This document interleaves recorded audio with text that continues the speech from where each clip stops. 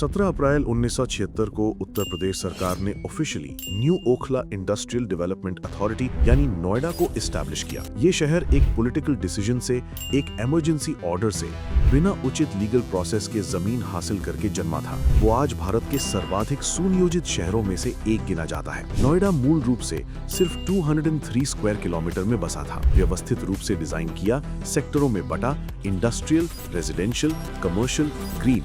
ये प्लानिंग अद्भुत था और इसीलिए नोएडा इतना कामयाब रहा। लेकिन हर सफलता का एक दूसरा पहलू होता है। जैसे जैसे इंडस्ट्री आई, रोजगार आए, लोग भी आए। जिस शहर की योजना एक लिमिटेड पॉपुलेशन के लिए बनी थी, वो उससे कहीं अधिक फैल गई और अब नोएडा की 95% से ज्यादा जमीन डेवलप हो चुकी है। अब नोएडा में नई इंडस्ट्रियल यूनिट के लिए लैंड नहीं है, नई रेजिडेंशियल सोसाइटी के लिए स्पेस नहीं है, कोई नया IT पार्क नहीं बन सकता, कोई नया डेटा सेंटर नहीं आ सकता। और ये तब है जब इन्वेस्टमेंट की डिमांड रिकॉर्ड लेवल पर है। लेकिन इन्वेस्टमेंट आने के लिए लैंड चाहिए, इंफ्रास्ट्रक्चर चाहिए, और नोएडा में वो नहीं बचा। गौतम बुद्ध नगर के डिस्ट्रिक्ट मजिस्ट्रेट मनीष कुमार वर्मा ने इसे बड़े सरल शब्दों में कहा था, with नोएडा's land bank saturated, New Noida serves as its industrial sibling what the former was planned for। यानी नोएडा ओरिजिनली इंडस्ट्रियल सिटी बनी थी, लेकिन हाउसिंग ने उसे डोमिनेट कर लिया। न्यू नोएडा वो काम करेगा जो ओरिजिनली नोएडा को करना था। न्यू नोएडा का ऑफिशियल नाम दादरी नोएडा गाजियाबाद इन्वेस्टमेंट रीजन है, लेकिन लोग इसे न्यू नोएडा कहते हैं। अक्टूबर 2024 में यूपी गवर्नमेंट ने इसका मास्टर प्लान 2041 ऑफिशियली अप्रूव किया।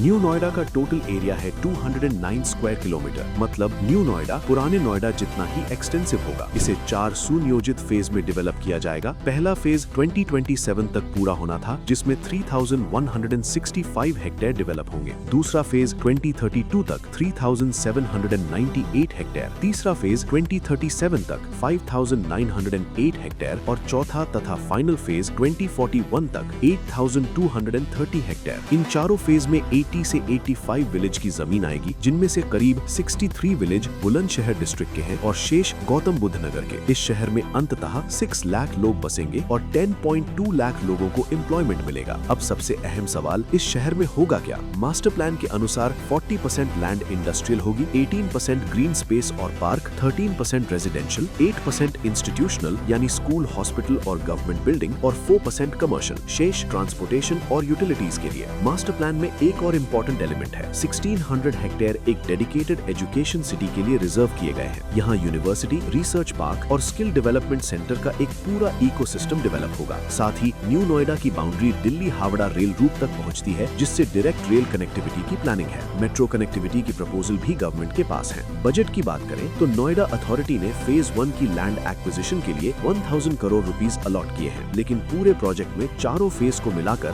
5 लाख करोड़ रुपीस से अधिक का इन्वेस्टमेंट एक्सपेक्टेड है। इस बार एक मिक्स्ड मॉडल अपनाया जा रहा है, जिसमें डायरेक्ट परचेज, म्यूचुअल कंसेंट और लैंड पूलिंग तीनों का कॉम्बिनेशन है। इस मॉडल में किसान चाहे तो अपनी जमीन डेवलप्ड प्लॉट के हिस्से में कन्वर्ट करा सकते हैं, यानी जब वहाँ प्लॉट और सेक्टर डेवलप होंगे तो किसान को उसका डायरेक्ट शेयर मिलेगा। अगर कोई किसान अपनी भूमि पर अर्बन फार्मिंग जारी रखना चाहता है तो अथॉरिटी उसमें टेक्निकल और फाइनेंशियल सपोर्ट करेगी। ये मॉडल अगर सक्सेसफुली इम्प्लीमेंट हुआ तो ये पूरे भारत के लिए लैंड एक्विजिशन का एक न्यू स्टैंडर्ड बन सकता है। लेकिन भारत में इसे कंटिन्यूअसली एग्जीक्यूट करना कभी सिंपल नहीं रहा। नोएडा ने 50 साल पहले ये प्रूव किया था। एक जल्दबाजी में, विवाद के बीच, इमरजेंसी के दौरान बने शहर ने पूरे भारत को दिखाया कि जब प्लानिंग और एग्जीक्यूशन साथ आते हैं तो क्या हो सकता है। आज वो शहर 2.63 लाख करोड़ रुपीस की इकोनॉमी है। आज वो शहर जापान जैसी पर कैपिटा इनकम रखता है। आज वो शहर दुनिया की सबसे बड़ी मोबाइल फैक्ट्री की होस्ट है। न्यू नोएडा वो ड्रीम है कि हम वही मिरेकल एक बार फिर रिपीट करें, लेकिन इस बार